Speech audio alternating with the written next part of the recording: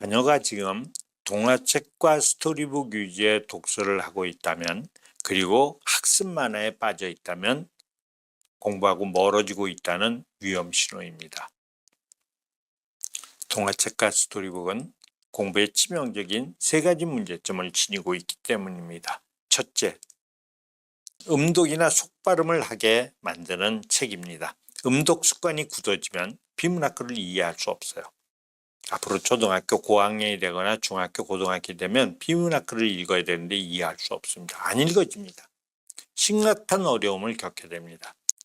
둘째, 글을 읽고 기억하지 못하는 습관이 만들어집니다. 동화책과 스토리북은 읽은 내용을 기억하는 책이 아닙니다. 대충 읽고 줄거리를 즐기는 책이에요. 동화 스토리북을 방대하게 읽은 아이들은 글의 세부 정보를 기억하지 못합니다. 공부에 치명적이에요.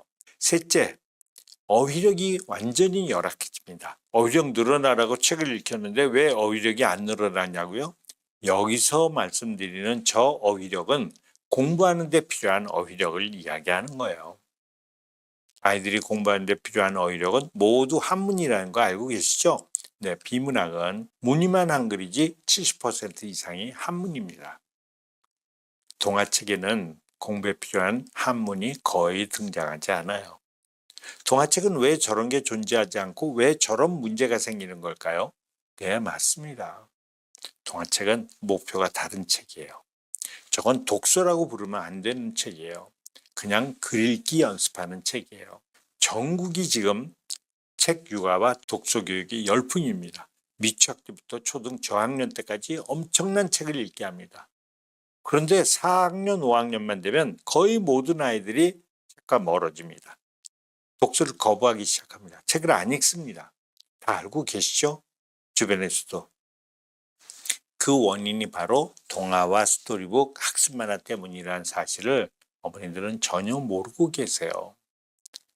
동화와 스토리북에 빠진 아이들은 독서 습관이 생기기는커녕 공부가 불가능한 아이, 비문학교를 전혀 읽지 못하는 아이가 된다는 이 놀라운 사실에 주목을 하셔야 돼요. 믿음 안 가시죠? 읽기에는 3단계가 있어요. 첫 번째 단계는 한글을 배우고 익히는 단계 때 읽는 거예요. 아이들이 좋아하는 전래동화, 이솝우화, 세계명작, 위인전, 소재는 다양하지만 그 본질은 모두 글읽기 연습을 하기 위한 책이에요. 저걸 독서라고 믿으시면 안 되는 겁니다. 저건 독서가 아니에요. 글읽기 연습이에요. 글읽기가 능숙해지면 조금씩 그림이 줄어들고 글자가 많아집니다. 어머니들이 흔히 글밥이 많은 책이다. 우리 아이가 글밥 많은 책을 읽어요. 그럼 이제 글읽기는 능숙해진 거예요. 글읽기 연습은 끝난 겁니다. 2단계는 초등학교 4학년 때부터 중학교, 고등학교 과정 9년 동안에 하는 공부하는 글읽기 훈련이에요. 지식과 정보를 처리하는 훈련, 바로 비문학 독해 훈련이에요. 저게 인생에서 가장 중요한 글읽기 훈련이에요. 저게 9년 동안 일어나는 연습이에요. 9년 동안 읽기 훈련을 하는 거예요. 그게 공부예요. 공부 잘하는 아이가 저 훈련을 잘하는 거예요. 잘했던 거예요.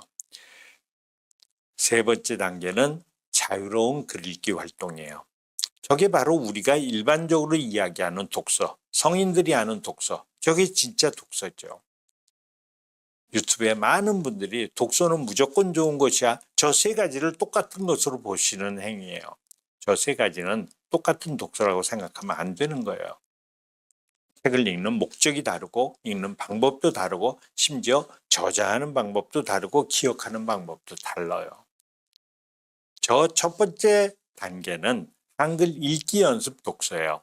저거는 어머니들이 지금 하고 있는 책 육아와 독서 교육은 글과 친해지는 게 목적이에요. 글과 친해지기, 그게 저겁니다. 어머니들이 여태까지 알고 계신 우리 아이가 독서를 많이 했어요. 10,000권을 했어요. 그 10,000권은 연속곡 10,000개 본 거예요. 똑같은 책이에요. 에피소드만 다르지. 글과 친해지는 거예요. 저걸 어디까지 하냐가 문제예요. 그 다음에 저 2번째, 지식과 정보 처리하기 독서.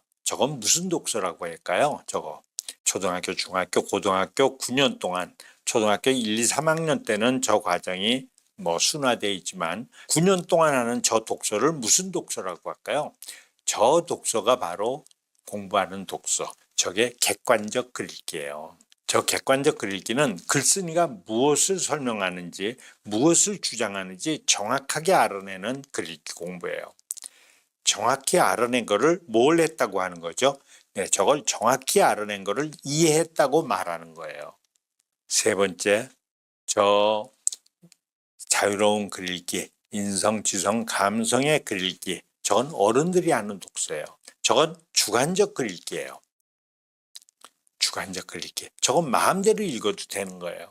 내가 읽고 싶은 대로 읽으면 되는 겁니다. 어떤 사람은 시간이 무료해서 무협지도 읽고, 어떤 분은 문학을 좋아하고, 어떤 사람은 문학을 싫어하고, 문학을 좋아하되 어떤 작가는 좋아하고 어떤 작가 건 싫어하고, 자기계발서 보고 전문서적 보고, 이건 주관적 글읽기예요.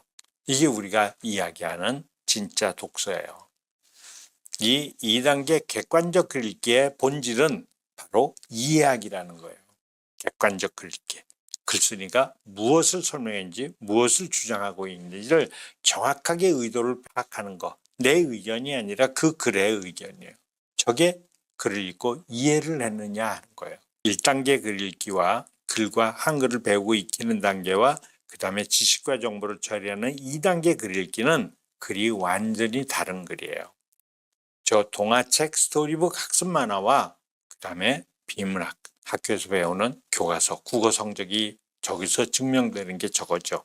문제는 저 1단계 글과 2단계 글과 친해지는 단계와 2단계 지식과 정보를 처리하는 저 단계의 비문학 정보를 처리하는 글 읽기는 글이 완전히 다른 차원이에요.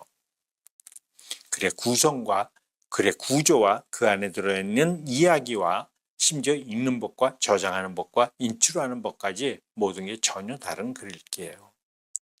이 둘 사이에 엄청난 갭이 있어요. 아이들은 저기를 건너오질 못해요. 동화책을 많이 읽은 애들, 스토리북을 많이 읽은 애들, 학습만을 본 애들은 비문학 글로 넘어오질 못해요. 글이 너무나 다르기 때문이에요. 저 동화와 스토리북에 빠졌던 애들은 저 암흑의 강에 다 빠져요. 못 건너옵니다. 여기 건너오지 못합니다. 다리가 없기 때문이에요. 동화책을 너무 많이 읽으면 그 글을 읽는 데서 이쪽으로 넘어오지 못합니다. 다른 글이거든요. 어떻게 다르냐고요? 네, 크게 세 가지 다른 것만 말씀을 드릴게요. 첫 번째, 저 글은 재미가 없어요. 지식과 정보거든요. 동화와 스토리북은 줄거리가 재밌잖아요. 흥미진진하잖아요. 공부하는 글은 재미가 없어요. 저 글이 재밌는 아이는 누가 재밌죠? 네, 지적 호기심이 있는 아이만 재밌는 거예요. 동화와 스토리북에 재미있는 것만 읽었던 아이들한테는 비문학은 지식과 정보는 전혀 재미가 없어요. 공부하는 글은 재미가 없는 거예요. 지식과 정보에 관심 있는 아이 외에는 재미있지 않아요. 재미가 사라져 버렸어요. 공부니까요. 어떻게 되죠?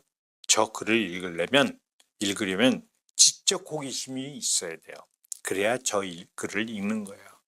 흔히 어머니들이 독서는 습관이야. 많은 분들이 그러더군요. 독서가 습관이라고. 독서를 많이 하면 독서가 습관이 돼서 이 다음에 공부 잘할 거라고. 독서 습관 아니에요. 저거는 동화와 스토리북에 너무 중독된 아이들은 나중에 판타지로 가고, 그 다음에 청소년 드라마로 가고, 웹툰으로 가고 그런 거예요. 독서는 습관이 아닙니다. 독서는 지적 호기심이에요. 궁금해서, 알고 싶은 게 많아서, 타는 듯한 갈증 때문에. 저 비문학은 지적 호기심이 없는 아이들은 읽을 수가 없어요. 재미가 없기 때문이죠. 두 번째, 그림이 사라져요. 동화책에 스토리북에 그림이 많잖아요. 그림이 사라졌다는 게 뭐예요? 글을 읽을 때 집중해야 돼요. 그림만 보고 알 수가 없어요. 그림이 많은 글들, 책들, 학습 만화들 그림으로 다 설명하잖아요. 애들이 읽을 필요가 없잖아요. 그림만 보고 다 알잖아요. 비문학은 도표 외에는 그림이 없습니다. 저 그림이 소멸된 글을 읽으려면 아이들의 집중력과 이해력이 필요한 거예요. 하나 더 있습니다. 세 번째, 비문학에는 동화와 스토리북하고는 전혀 다르게 단락이라는 게 등장을 합니다. 단락, 비문학에만 있는 거예요. 단락이 있다는 건 뭘까요? 정보를 통합하는 능력이 필요하다는 거예요. 단락마다 이야기가 다르거든요. 문학과 비문학은 저 단락에서 너무도 큰 차이가 나요. 단락이 8개, 9개, 10개인 비문학 문장은 그 8개, 9개, 10개를 다 기억하고 있어야 돼요. 그 단락마다 예로 든 것들이 모두 통합이 돼야 되는 거예요. 스토리북에 단락이 있는 거 보셨나요? 문학에 단락이 있던가요? 없습니다. 단락은 동화책과 스토리북에는 존재하지 않아요. 동화책을 읽던 아이들은 저 단락을 절대로 못 읽어요. 기억을 전혀 못해요. 그게 초등학교 고학년이 되면 증명이 되기 시작하는 거예요. 동화와 스토리북은 비문학과 너무도 다른 책이기 때문에 그렇습니다. 저 강을 건너오게 해야 됩니다. 저 건너오는 책이 바로 브릿지 독서라고 하는 거예요. 브릿지 독서는 4가지 문제점을 해결하기 위해서 만들어진 프로젝트 책이에요. 자, 브릿지 독서는 독서의 목표 의식을 전환하는 것을 유도해 줘야 돼요. 재미없는 책을 읽어야 되는 이유를 알려주는 거예요. 모든 책이 재밌는 게 아니야. 이거는 그 스토리가 재밌는 거하고 이거는 지식이 재밌는 거, 네가 알고 싶은 지적 호기심이 하는 거, 이건 다른 측면에서의 재미가 있는 거야.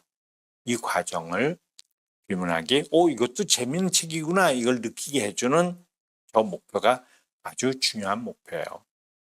두 번째는 글을 이해하면서 읽는 훈련을 해야 돼요. 동화책과 스토리북은 이해하면서 읽는 책이 아니라고 말씀드렸어요. 그냥 줄거리를 감상해요. 나중에 아이들이 동화책과 스토리북을 읽은 아이들을 나중에 검증해 보면 어머니를 깜짝 놀라세요. 아이들이 글을 읽은 게 아니라 구경만 한다는 사실을 모르시는 거예요. 본인은 그게 독서인 줄 알고 있어요. 아이들은 대충 줄거리만 보는 동화나 스토리북하고 다르게 비문학은 글을 읽으면서 이해하면서 글을 읽어야 돼요. 이해하면서 글을 읽는 훈련이 뭘까요? 읽으려면 의미 단위로 읽어야 돼요. 대충 중간에 건너뛰어서 읽어서 줄거리 파악하는 걸로는 절대로 비문학은 읽을 수가 없는 거예요. 바로 의미 단위로 읽는 습관을 길러줘야 됩니다. 저 훈련을 시켜야 되는 거예요. 세 번째는 글을 읽을 때 그 글을 이해할 수 있는 기본적인 배경 지식을 갖춰야 된다는 걸 알려줘야 돼요. 그리고 그것이 배경 지식이 늘어나는 데서 오는 즐거움, 그리고 그 배경 지식이 늘어날 때 내 개념어가 늘어나고 아는 것들이 많아지는 그 행복감, 이런 것들의 즐거움을 알려줘야 돼요. 그리고 배경 지식을 계속 확장시켜줘야 돼요.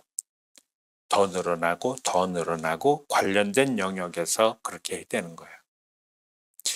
하나가 더 있습니다. 바로 4번째, 어휘에 훈을 유추하는 습관을 길러줘야 돼요. 어휘에 훈을 유추한다는 습관이 뭘까요?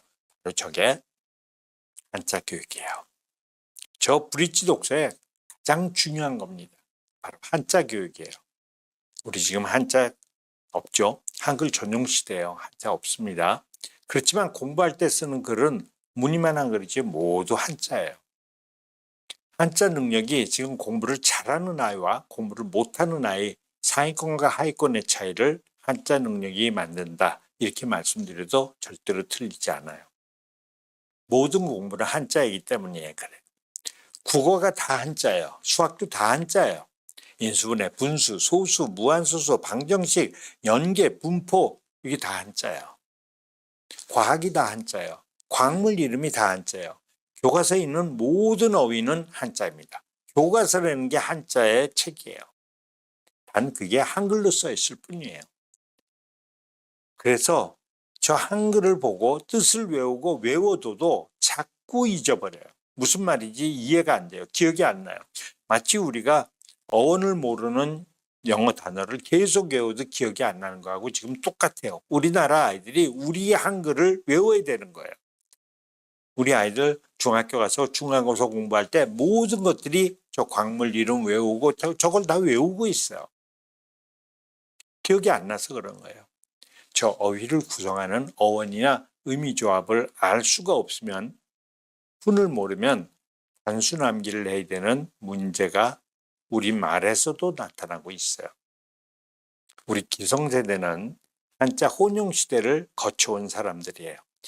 그러나 우리 아이들은 한자 전용 시대 아이들이에요. 지금은 그 어느 때보다 한자 교육이 중요해졌어요. 놀랍죠? 한자가 사라졌는데 한자는 더 중요해졌어요. 지금은 한자 없습니다. 심지어 신문에도 없어요. 한문의 어휘가 한글로 되어 있지만 모르는 영어 단어처럼 외워도 잊어버리고 의미와 뉘앙스가 전혀 없기 때문이에요. 한글로 된 단어를 보면서 그 글자의 속뜻이 느낌으로 느껴지는 그 감각을 누가 가지고 있느냐, 이게 중요해진 거예요. 하늘천 따지 이렇게 부르고, 하늘천은 부를 때는 천이라고 부르지만 그 후는 하늘이에요. 그죠? 천이라고 읽으면 이게 읽은 과정에서 머릿속에서는 하늘이라고 이미지가 떠올라야 돼요. 그런데 한글 전용 시대가 되고 나서 우리는 음만 가지고 들어오고 훈을 가지고 들어오지 않았어요. 그래서 훈은 각자 알아서 하라 이렇게 된 거예요. 그러니까 글자의 훈 공부를 해야 돼요. 무슨 글을 봤을 때 이게 무슨 잔지를 알아야 돼요. 그 훈 공부를 해야 되는 거예요. 그래야 공부가 쉬워져요. 글을 읽고 이해가 되는 거예요. 훈을 아는 아이들, 음밖에 모르는 아이들, 여기서 격차가 어마어마하게 벌어져요. 음밖에 모르는 아이들은 단어처럼 우리말을 외워야 돼요. 훈까지 아는 애들은 단어를 듣는 순간 그 단어의 뜻이 저절로 유추가 돼요. 그게 무슨 말인지 그냥 알아요. 외우지 않아도. 뜻을 외울 필요가 없어요. 석회암, 화감, 사암, 현무암, 퇴적암. 훈을 아는 아이들은 그냥 저걸 읽고 있으면 한글로 써 있는 걸 저걸 봐도 눈으로 저게 보여요. 아무리 외워도 시간이 지나면 다시 헷갈려요. 저게 훈 공부를 안 했기 때문이에요. 한자의 훈 교육이 너무나 중요해졌어요. 복사할 때 복과 행복할 때 복과 복원할 때 복이 전혀 달라요. 그걸 모르면 저 뜻을 알 수가 없어요. 모두 다른 복이라는 걸 아이들은 전혀 모릅니다. 한자 훈 공부의 중요성은 아무리 강조해도 지나치지 않습니다. 뜻밖의 시대가 됐어요. 이 네 가지 문제를 해결해 주지 않으면 아이들은 비문학책을 읽을 수가 없어요. 동화책과 스토리북만 읽던 애들은 동화책과 스토리북에 저 네 가지가 없기 때문에 그래요. 교과서 공부 못합니다. 4학년, 5학년 되면 다 무너지는 거예요. 독서 아무리 많이 해도 소용없어요. 혼자서 공부 못해요. 아이들은 그래서 다 학원을 가야 되는 거예요. 학원 가면 강사들이 저런 거 설명해 주고 있는 거예요. 이게 지금 큰 사회 문제예요. 환경과 생물, 역사, 지구, 우주, 기술, 과학, 법, 정치, 사회 문제, 문화예술, 그리고 경제. 이 6권의 챕터북이 수능 국어의 비문학 독서 영역입니다. 독서 영역, 그냥 독서가 아니에요. 전공 독서에서 전공자가 생략한 비문학 영역이에요. 상위권 대학의 변별력이 저 국어의 비문학에서 생기는 거예요. 대치동 아이들이 아무리 공부를 많이 하고 아무리 공부를 열심히 해도 국어에서 집을 팔아도 안 된다는 게 저 6가지 영역에서 안 된다는 거예요. 왜냐하면 저거는 학원 다니던 애들한테는 생기지 않는 능력이라 그런 것입니다. 초등 2학년, 3학년, 4학년들에게 저 챕터북은, 저 브릿지 독서는 1000권의 독서보다 더 중요해요. 영어보다 중요하고 수학보다 중요해요. 왜냐하면 영어, 수학은 그 다음에도 할 수 있어요. 저 브릿지 독서는 저 시기에만 할 수 있어요. 지금 저기서 1년, 2년, 6개월 이걸 놓치면 그 다음에 공부가 다 무너지는 거예요. 다리를 못 건너오는 거예요. 어떤 공부보다 중요합니다. 저 과정을 건너뛰면 비문학 읽지 못합니다. 저 치명적인 약점 때문에 아이들이 모두 중위권, 하위권으로 추락을 할 수밖에 없는 거예요. 이 과정 너무나 중요합니다. 그 아이의 일생에 딱 지금밖에 기회가 없는 거예요. 그리고 이게 진정한 독서구나. 여태까지 읽었던 동화책과 스토리북은 그건 독서가 아니었다는 걸 뒤늦게 깨달으시는 거예요. 아이들이 너무나 큰 변화에 뒤늦게 안도를 하십니다. 아이들은 집중하기 시작합니다. 이 과정을 통해서. 집중력이 없는 게 아니에요. 어머니가 독서 교육을 잘못 시켰었던 것 뿐이에요. 이 브릿지 독서를 하는 순간에 아이들은 모두 집중을 합니다. 그리고 이해하기 시작합니다. 이제 이해가 뭔지 알거든요. 그리고 기억을 하기 시작해요. 이 공부에 중요한 저 세 가지, 집중하기, 이해하기, 기억하기. 저 셋을 빼면 그 다음에 남은 공부가 뭐예요? 외우기죠. 암기. 고등학교 가면 다 무너지는 거. 밤새워야 되는 거. 시험 때 모두 암기하는 거 학원 가서. 지금 아이들이 공부를 한다 그러면 중학교 가면 모든 애들이 암기를 해요. 왜 그래요? 저 세 가지가 없어요. 이게 독서 교육의 잘못이에요. 어머니들이 독서에 대한 착각이에요. 무슨 독서든지 좋겠다? 그럴 리가 없습니다. 독서는 큰일 나는 겁니다. 초등 독서는 지금식으로 책 육아를 하고 동화책을 방대하게 읽히고 큰일 납니다. 엄청난 돈을 잃고 엄청난 시간을 낭비하고 그리고 아이는 절대로 중상위권 이상으로 들어갈 수 없어요. 공부의 지옥으로 빠져들어가야 돼요. 모든 공부를 암기에 의존하게 돼요. 중고등학교 과정이 시작됩니다. 브릿지 독서가 끝나면 이제 학교 가서 배우는 교과서, 확장도서, 선생님이 추천해주는 책 뭐 이런 것들, 저게 중고등학교 과정이에요. 저 두 번째 단계가 지식과 정보를 습득하는 단계입니다. 초등학교, 중학교, 고등학교 약 9년 동안의 국어 성적과 공부 역량이 저게 국어 성적이에요. 어머니들이 초등 시절부터 독서를 많이 해야 공부를 잘한다고 생각하고 책 육아를 하고 독서를 그토록 강조했던 게 바로 저것 때문이에요. 그죠? 저 때 가서 고등학교 때 가서 대청처럼 국어에서 무너지지 않고 국어를 잘하려면 어렸을 때부터 독서를 많이 한 애들이 공부를 잘하더라. 그래서 저걸 한 거예요. 목표는. 독서 교육은 목표가 저기에 있는 거예요. 성인 독서 때문에 했던 게 아니거든요. 그죠? 저 객관적 글읽기 때문에 했던 거예요. 그래서 아이들은 모두 공부를 잘하고 싶어 했었던 거예요. 그런데 공부를 잘할 수 없는 거예요. 어렸을 때 어머니가 그렇게 방대하게 책 육아를 하고 초등 독서 시장에 독서 교육을 방대하게 하고 도서관을 만들어주고 했던 건 저것 때문이었거든요. 그런데 결과적으로 저것 때문에 아이들이 무너지는 거예요. 지금 유일한 방법은 브릿지 독서로 아이들을 구해내는 거예요. 저 과정 건너뛰면 안 됩니다.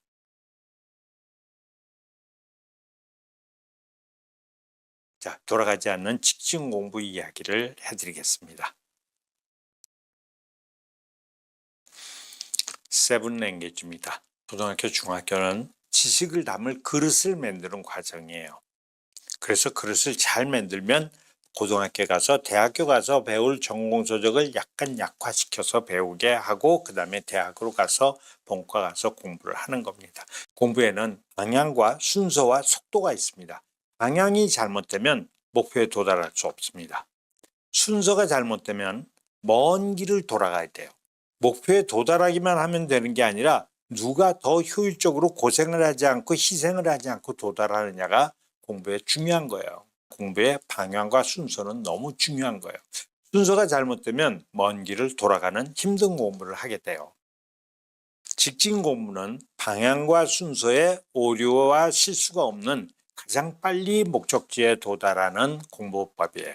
우리 아이들이 초등학교, 중학교, 고등학교 12년간 아이들의 성장은 7개 언어를 습득하는 과정에서 이루어져요. 영어 습득의 순서가 있듯이 아이들의 공부에도 순서가 있습니다. 이 순서를 제대로 지키지 않으면 아이들이 고생을 하게 됩니다. 돌아가는 공부를 하는 거예요. 돌아가지 않는 직진 공부. 이지 말씀을 드리겠습니다. 순서가 틀리면 돌아가게 되는 세븐 랭귀지입니다. 직진 공부 이야기예요. 첫 번째, 초등학교 2학년 때 하는 직진 공부가 뭘까요? 저게 바로 외국 언어. 뭐죠? 우리한테는 영어예요. 영어, 돌아가지 않는 영어, 직진 영어예요. 앞에서 말씀드렸던 shouting and gesturing. 저 꼭 실험하세요. 아주 빨리 저게 습득이 돼요. 초3이 되면 수학 언어를 해야 됩니다. 수학도 지금 우리가 선행을 하고 있죠. 그런데 수학에서는 더 중요한 건 영재들이 하고 있는 거. 수학 영재들은 선행을 하지 않고 월반한다는 거 아세요? 학원 안 다니는 아이들 아세요? 걔네들이 하고 있는 게 저 두 가지 능력을 초등학교, 중학교 때 하는 거예요. 수리 직관력과 수학 사고력. 수리 직관력이 뭐죠? 수에 대해서 양적 지각을 하는 능력이에요. 저걸 쉬운 말로 하면 대수 능력과 기하 능력이죠. 그런데 저게 문제를 푼다고 해결되는 게 아니에요. 저게 초등학교, 중학교 때 학원을 다니지 않고 저건 몸으로 느껴야 되는 거예요. 저게 절차 기억이에요. 수학 사고력도 절차 기억이에요. 문제 해결 능력이에요. 저 영상도 따로 보세요. 저건 초등학교 때 중학교 과정까지 저거를 훈련으로 끝을 내야 되는 거예요. 기하와 대수 감각을 기르는 거 합쳐갖고 480배밖에 안 돼요. 수학 사고력 엄청난 수학 사고력이에요. 9단계의 생각하는 순서와 방향과 그 관정을 절차 기억화 시켜주는 훈련이에요. 초등학교 4학년 때 해야 되는 게 바로 공부 언어, 지금 말씀드렸던 정보 처리 역량, 독해력 교정 훈련이죠. 저거는 책으로 할 수 없고 독서로 할 수 없고 독해력 교정 훈련 프로그램으로 하면 저기서 성적이 어마어마하게 올라요. 저 훈련. 강남 8학군에 있는 모 자사고에서는 늘 5등급이었던 애가 열흘 만에 9일 만에 5등급이 1등급 된 적도 있어요. 절차 기억이라는 게 그런 거예요. 고등학교 5학년이 되면 공부 영어를 해야 돼요. 공부 영어가 뭘까요? 네이티브 리딩이에요. 돌아가지 않는 직진 영어의 시즌 2 같은 거예요. 네이티브 리딩이 뭐죠? 문법을 배우기 전에 리딩을 해야 되는 거예요. 그게 수능 대비 진짜예요. 문법으로 리딩을 하면 안 되는 거예요. 그건 해석을 하면 글을 2번 읽는 거예요. 수능에서 시간 모자라서 안 되고 해석한다고 똑같은 글이 되는 게 아니에요. 저 네이티브 리딩은 문법을 배우기 전에 글을 읽는 훈련이에요. 저 네이티브 리딩, 우리도 비문학 읽을 때 문법 안 배우고 읽는 거 아시죠? 네, 그 훈련을 시켜야 돼요. 자, 초등학교 6학년이 되면 입시 영어가 시작됩니다. 입시 영어가 뭘까요? 네, 문법이에요. 중앙 내신 영어, K문법이라고 하는 거. 저 문법은 영어를 잘하는 아이들, 지금 우리가 아이들한테 6살, 7살 때 직진 영어를 시켜서 시즌 1, 시즌 2에서 영어를 정말로 잘하는 애가 돼서 X2 단계까지 가죠. 그때 영어를 잘할 때 문법을 초등학교 6학년 여름방학 때 배우면요. 그냥 영어 배우는 거예요. 이게 이랬구나. 영어 배우면 돼요. 이런 걸 관계대명사라 그러는구나. 이런 거예요. 우리 중학교 때 한국말 완전히 다 한 다음에 중학교 가서 문법 배우잖아요. 한국 문법. 그때 힘든 사람 있나요? 안 힘들어요. 그냥 상식적인 거예요. 좋은 법칙. 우리가 그래서 말을 이렇게 했네. 이런 거예요. 영어가 똑같아요. 영어를 먼저 하면 문법이 너무나 쉬워져요. 100일 만에 중앙영어는 마스터할 수가 있어요. 초등학교 6학년이 되면 인성언어라는 걸 해야 돼요. 저게 세븐랭귀지 안에 들어있어요.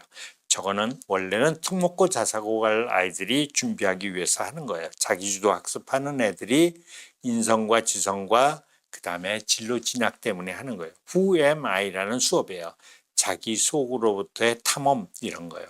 물론 특목고 자사고 준비하는 친구들은 저건 반드시 해야 돼요. 1년 동안 방대한 진짜 독서를 하는 과정이에요. 내가 누군지, 내가 이 세상에 왜 왔는지, 나는 이 세상에서 누구랑 어떤 인간들이랑 살아가게 되는지 하는 인문학까지 겸한 수업을 하는 게 저 후엠아이라는 수업인데 저걸 초등학교 6학년 겨울방학 때 특목고 자사고 갈 아이들이 저건 진로 진학할 때 하는 거예요. 근데 저걸 꼭 해야 되는 아이들이 있어요. 이제 중학교 2학년이 되면 중2병이라는 게 생기고 사춘기가 와요. 우리 교육의 문제가 초등학교, 중학교 과정이 아이들을 너무나 입시에 몰아넣고 그러니까 아이들이 자아 정체성에 문제가 생겨요. 자기가 누군지를 몰라요. 너무 힘들어요. 세상에 대해서. 아이들이 사춘기를 맞기 전에 저 수행을 해야 돼요. 그러면 아이들이 사춘기를 잘 넘어갑니다. 중학교 2학년 때 지성언어라는 마지막 언어 코스가 있어요. 이 지성언어는 디펜와이드라고 하는 수업이에요. 전사고, 전국 단위 자사고나 국제고를 가거나 IB 학교를 가거나 아니면 유학을 갈 아이들이 가거나 특수한 학교를 가는 아이들, 예를 들면 전사고 중에 민사고를 가겠다든지 이런 아이들은 저 수업을 반드시 해야 돼요. 지성의 12가지의 원소에 대해서 통찰하는 눈이 없으면 지성인 사회에 들어갈 수가 없어요. 역사란 무엇인가? 과학은 무엇이지? 이성은 뭐야? 평등은 뭐야? 권력은 뭐야? 국가는 뭐야? 이런 12개의 관념이에요. 여기까지가 초등학교, 중학교 때 최상위 아이들이 만들어지는 바로 그 공부법이에요. 자, 공부 잘하는 방법에 대해서 말씀드릴게요. 직진 공부니까요. 어머니들이 잊고 계셨던, 오해하고 계셨던, 그리고 착각하고 계셨던 진짜 공부 이야기를 해드리겠습니다. 모든 어머니들이 자녀가 공부를 잘하기를 원합니다. 공부 잘하는 아이로 만들고 싶어 하십니다. 어머니도 그렇죠? 그런데 여기 뜻밖의 큰 벽이 하나 있어요. 바로 관념의 차이가 있다는 것을 오늘 깨우쳐 드리겠습니다. 공부 잘하게 만드는 법에 대한 관념이 한 가지가 아니에요. 두 가지예요. 첫 번째 관념은 시험 점수를 잘 맞는 애예요. 그거 당연한 거 아니냐고요? 아닙니다. 시험 점수를 올리는 방법하고 또 한 가지 방법이 있어요. 또 한 가지 방법은 공부를 잘하는 아이로 만드는 방법이 있어요. 그게 어머니들 사이에 우리 아이가 공부 시험을 맨날 100점 만점만 왔으면 좋겠어. 아니면 얘는 정말 공부를 잘하는 애였으면 좋겠어. 이 생각이 두 개가 아주 미묘하게 달라요. 방향이 다르고 과정이 달라요. 목표도 다르고. 시험 점수를 올려주겠다는 생각을 하고 계신지 어머니가 아니면 우리 아이를 공부 잘하는 아이로 만들어주고 싶다. 이렇게 하시는지 지금부터 생각을 해보세요. 어머니는 어떤 쪽이셨는지. 둘 중 어느 쪽이냐에 따라서 목표를 달성하는 방법과 수단과 과정과 비용이 달라져요. 물론 어머니의 역할도 달라져요. 저 두 가지의 차이점을 알려드리겠습니다. 공부를 시험 점수를 올려주기라고 믿는 분들의 목표는 저분들이 바로 수능 1등급이에요. 수능 1등급. 정시로 대학을 가겠다는 분들. 수능 1등급이 목표라서 선행을 하게 되는 거예요. 선행이 그때 가서 1등급을 받는 게 아니라 지금부터 매일 1등급에 도전을 해야 된다는 거예요. 그래서 초등학교 6학년 때부터 수능 테스트도 보고 실세고시 이런 것들이 아이들이 하고 있는 게 고등학교 시험이 있잖아요. 저게 수능 1등급이라 그래요. 교육특구가 다 저 목표예요. 어떻게든지 1등급을 맞아야 돼요. 떨어지면 한 번에 안 되면 두 번, 세 번 해서라도. 삼수는 당연히 각오하고 있는 분들이에요. 저런 분들이 이제 의대를 지망하거나 뭐 이런 분들이죠. 자, 이분들의 특징은 학원을 무조건 의존해요. 점수는 학원이 올려준다고 생각하거든요. 학원에는 올려줄 방법이 없잖아요. 교육특구 공부가 다 학원에 가는 거예요. 어머니들이 교육특구로 대충으로 들어오고 어디로 가는 이유가 뭐예요? 학원 때문에 오는 거예요. 학원, 거기 가면 어떤 학원이 있고 어떤 학원이 있고 이런 것들이에요. 학원 인프라가 좋다고 생각해요. 저게 교육특구의 공부예요. 그분들의 목표는 수능 1등급이에요. 머릿속에 모든 영역에서 1등급을 맞겠다라는 게 저분들의 목표예요. 그러려면 바로 세상의 모든 문제를 풀어보는 공부를 하게 되는 거예요. 대충이 하고 있는 공부들이 문제 유형 연습 공부예요. 계속 풀어보는 거예요. 수학도 풀어보고 모두 대충은 공부하는 학원이 아니에요. 공부 안 시켜요. 교과서가 다 다른데 무슨 공부를 해요. 모든 학원이 다 문제 푸는 연습을 해요. 사실은 지금 어머니들이 다니는 학원도 아이들은 다 문제 풀다 봐요. 개념 설명 듣고 문제 풀다 오는 거예요. 내신은 내신 때 되면 그 학교에서 나오는 문제 맞춰주고 이런 거예요. 아이들은 모두 세상에 있는 모든 문제를 다 풀어봐요. 수능 1등급을 맞기 위해서. 스타 강사인데요. 여기서 돌아가는 공부가 시작되는 거예요. 엄청난 문제를 풀어보게 되는 거예요. 이 세상에 있는 모든 문제, 안 풀어본 문제가 있으면 안 되는 거예요. 수학 선행이 그거예요. 안 풀어본 문제가 있으면 안 되는 거예요. 수학은 안 풀어본 문제를 푸는 게 학문이에요. 그런데 아이들이 문제를 보고 이거 처음 보는 문제네. 수학 선행이 안 풀어본 문제 없애는 거예요. 계속 반복해서. 의미 없는 거예요. 특목고 자서고 대학교 전공 가서 카이스트 가서 처음 보는 문제 푸는 거 맨날 푸는 문제가 나오나요? 그 선행은 고등학교 1학년 1학기까지만 효과가 있어요. 네, 영재고 가고는 선행한 아이들을 가서 근처도 못 가요. 저게 돌아가는 공부예요. 엄청난 문제집을 풀어요. 문제 지옥 속에서 사는 게 바로 시험 점수 올리겠다는 저 관점 때문에 그래요.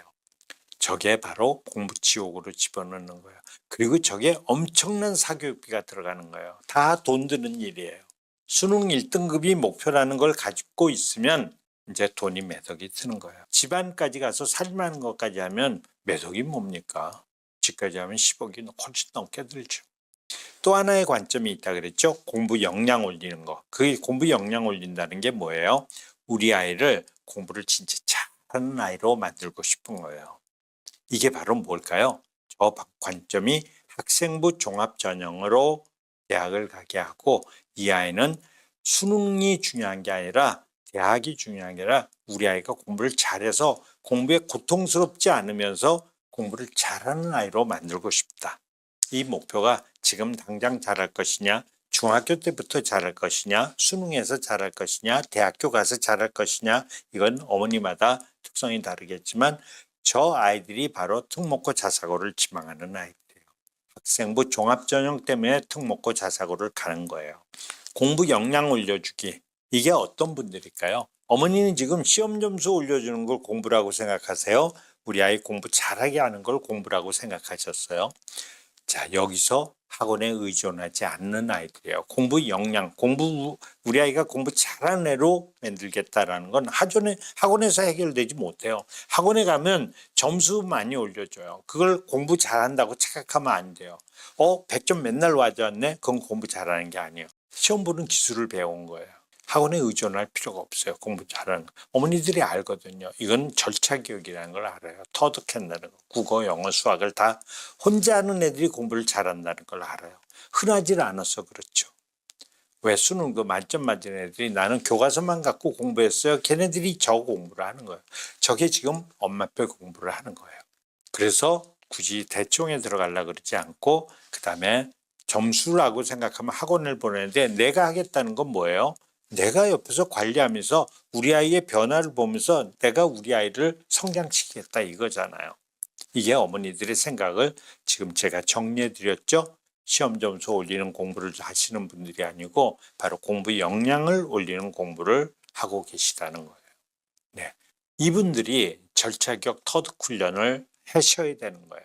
아이들이 알아서 하거나 수학도 국어도 영어도 오늘 말씀드린 직진 영어, 직진 수학, 직진 공부 다 절차기억이에요. 혼자 터득해야 돼요. 배울 수 없어요.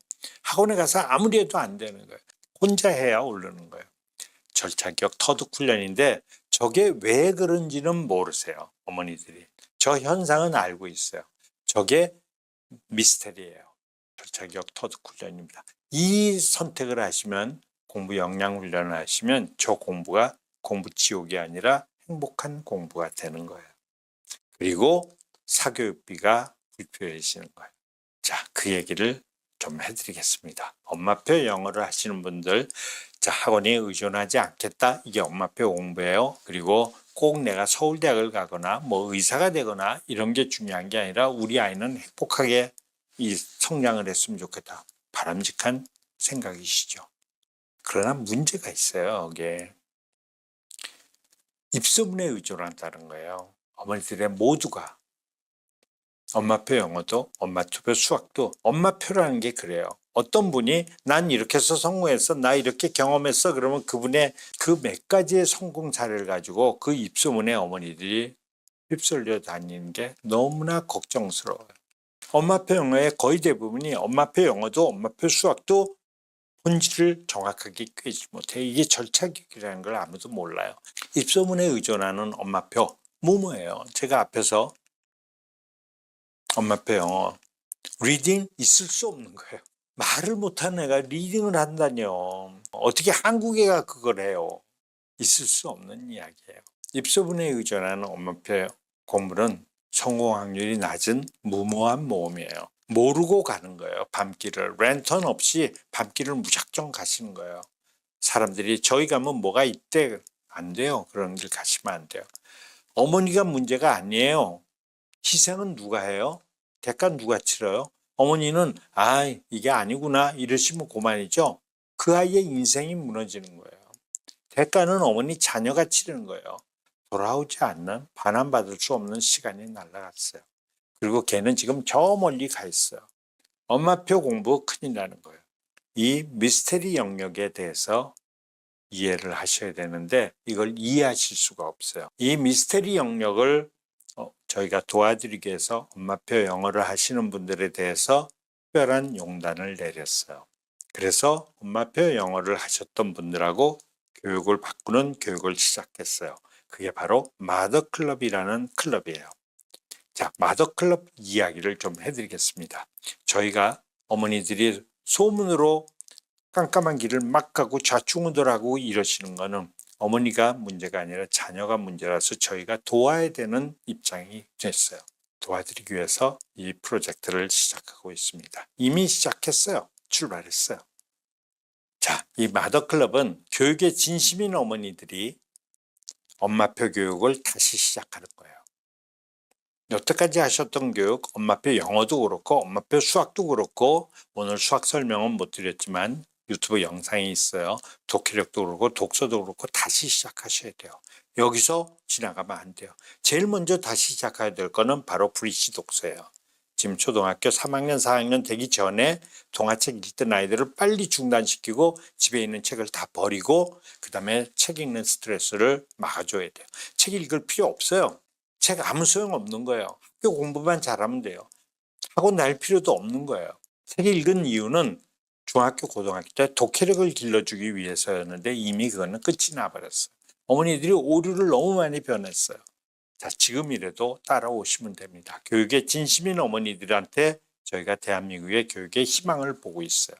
왜냐하면 제가 이 프로젝트를 시작한 지 지금 몇 달이 돼서 일기분들이 이미 이 교육을 시작하셨는데 제가 기대했던 거 이상으로 정말로 훌륭한 어머니들이 존재한다는 것을 전 알았어요. 저희 같은 사람을 찾고 있었던 분들이 있었다는 것을 알고 나서 이제는 이 나라 교육을 바꿀 수 있겠구나. 교육은 어머니로부터 못 바꿔요. 어머니들이 대충 어머니처럼 옳은 길로 안 가고 자꾸 쉬운 길로 가거든요. 돈으로 해결하려고 그래요. 그분들은 돈으로 해결하잖아요. 교육은 사실 판단하기가 어려운 거예요. 어머니가. 저를 기다렸었던 분들이 지금 제 방송을 보고 계신 거예요. 저거야. 저분 저런 게 있었구나. 그러면서 많은 분들이 저희 마더클럽에 온 분들이 너무나 감사해하고 있어요. 유튜브 알고리즘에 어떻게 이재용 고문을 날 만나게 해줬지? 저런 분을 내가 정말로 찾고 있었는데. 저 사람의 이야기를 듣고 나니까 그 다음에 유튜브에 있는 교육 얘기가 하나도 말도 안 되는 걸 이제 아시게 돼요. 그냥 가르친 경험만 막 얘기하거든요. 오늘 제 유튜브 알고리즘으로 저를 만나셨어요. 지금 제가 하고 있는 게 엄마로부터 교육개혁이에요. 교육의 시민운동이에요. 마더클럽입니다. 이 공부의 세 가지 키워드는요. 돌아가지 않는 직진 공부예요. 직진 교육입니다. 영어 돌아가지 않는 거, 수학 돌아가지 않는 거, 국어 돌아가지 않는 거, 공부는. 이 돌아가지 않는 세 개를 하면 나머지 사탐과탐은 지식이라 저절로 들어오는 거예요. 저 능력이 공부 역량이라는 교육이에요. 국어, 영어, 수학의 독해력이죠. 돌아가지 않는 공부를 하는 겁니다. 순서와 방향이 틀리지 않도록 하는 거예요. 그래야 우리는 아이들을 행복하게 해줄 수 있어요. 고생 안 하고 돈 안 들어가고. 교육에 돈을 들이다뇨. 있을 수 없는 거예요. 문제 풀려고 돈을 쓰다뇨. 두 번째는 엄마가 함께 하셔야 돼요. 저는 어머니가 교육의 주체가 되어야 된다고 생각하는 사람이에요. 엄마와 함께하는 동행교육을 할 사람만 저희 클럽에 들어오셔야 돼요. 동행교육이 뭐죠? 엄마표 영어 하셨던 분들은 지금 그거를 하시고 있었던 거예요.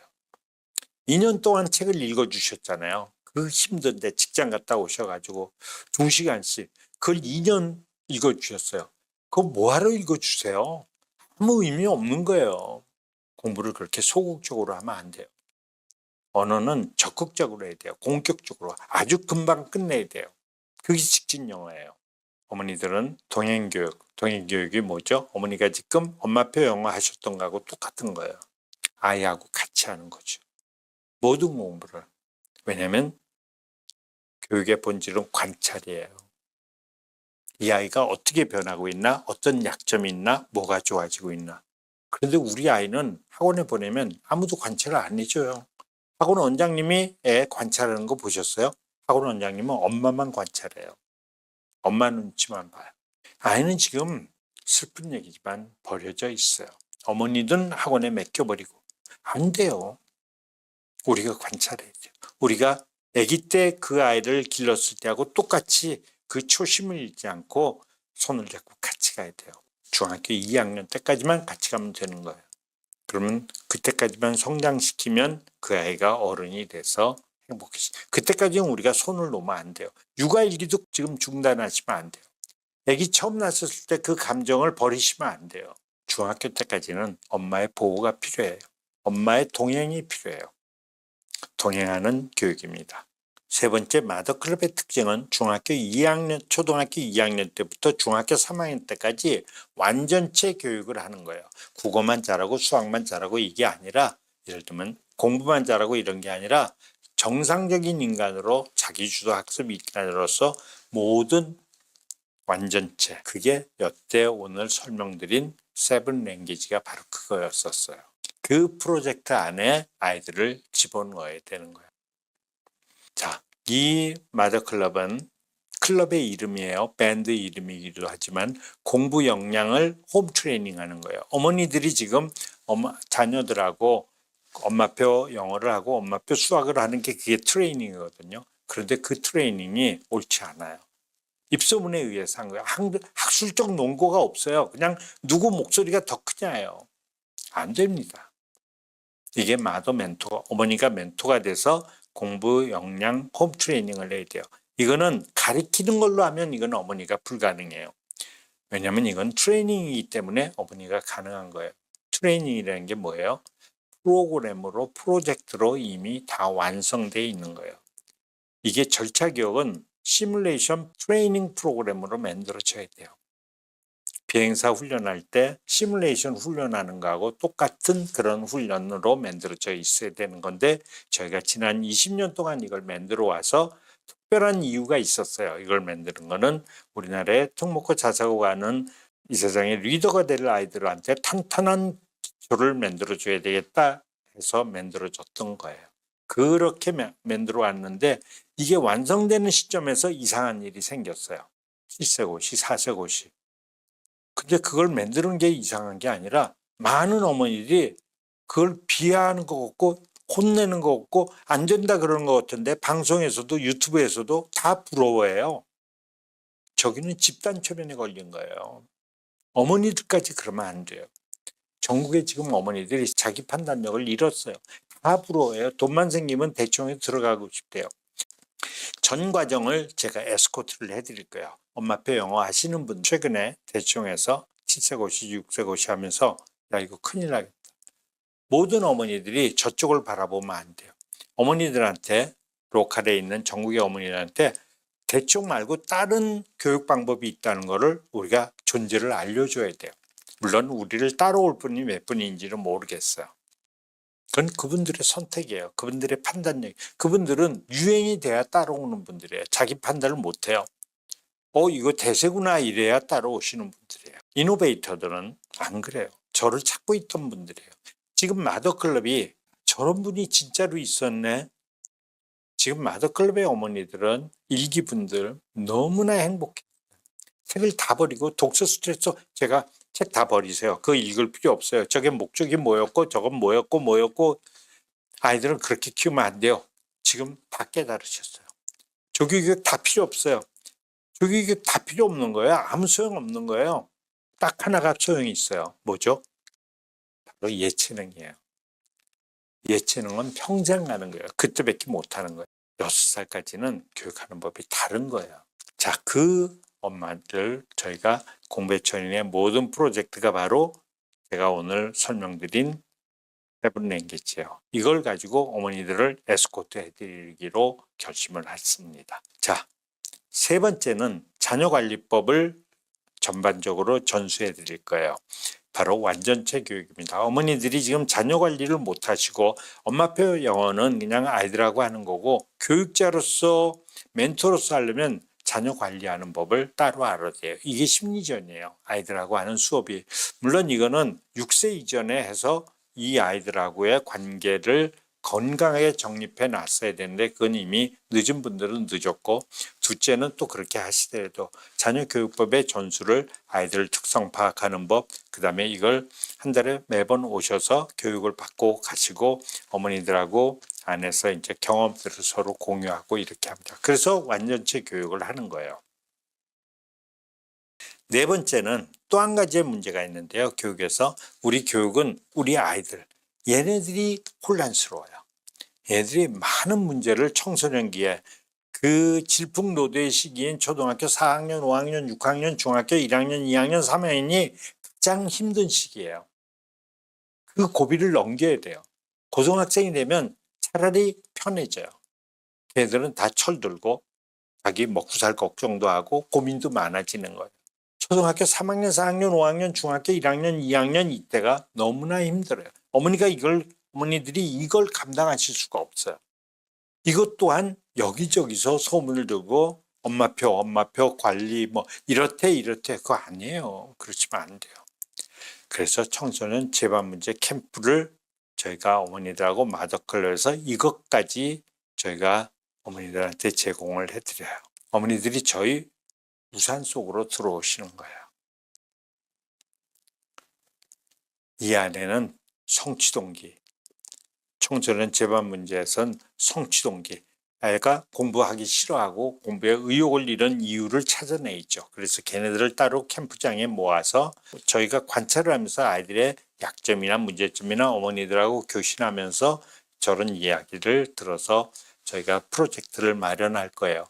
그리고 아이가 집중력이 없는 아이, 몰입을 못하는 아이, 그 다음에 수평적 사고를 못해서 계속 앞에서 부딪히면 그냥 직진만 하는 아이, 뭐 이런 애들이 있어요. 그 다음에 사춘기 고민들, 이성에 대한 고민들, 그 다음에 정체성에 대한 방황, 엄마하고의 관계의 방황, 뭐 이런 것들이 문제가 너무 많아요. 아이들은 이 문제를 어머니들이 해서 걔네들을 구할 수가 없어요. 지금 이 나라에서. 자녀 교육은 관찰이나 자격이나 모두는 어머니 책임이에요. 저희가 노하우를 전수해드리고 완벽하게 전해드릴 거예요. 단 집행자는 어머니가 되셔야 돼요. 그게 마더클럽이에요.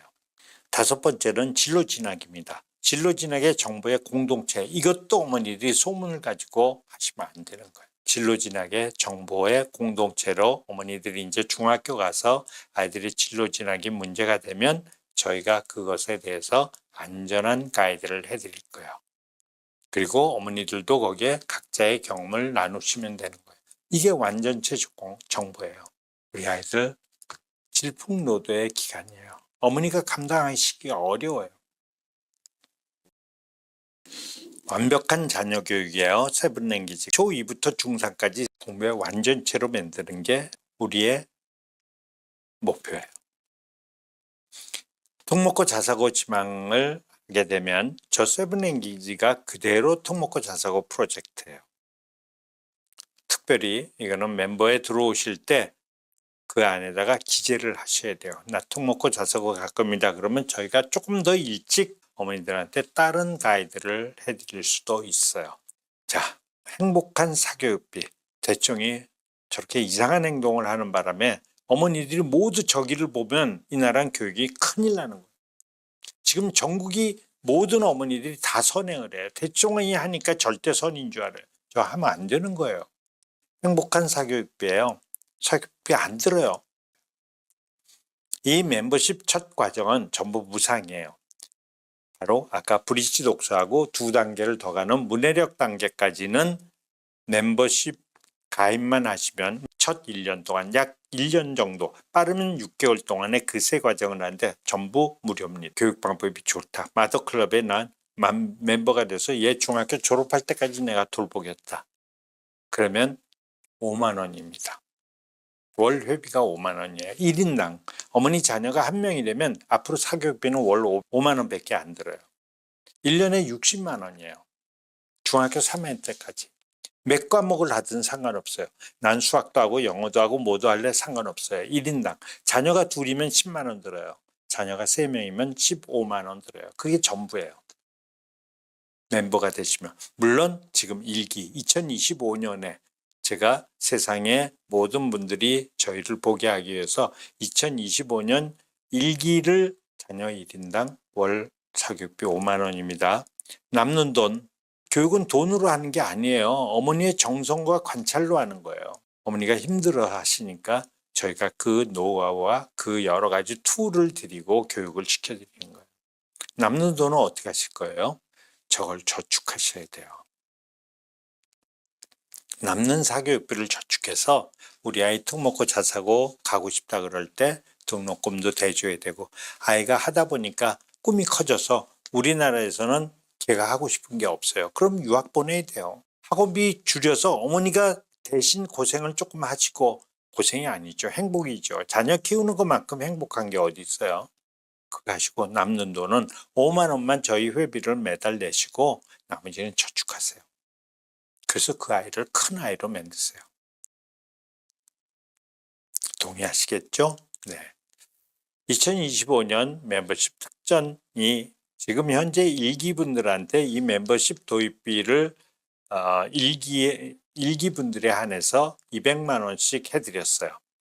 지금 200만 원씩 해드려서 약 200분 정도가 교육이 끝났어요.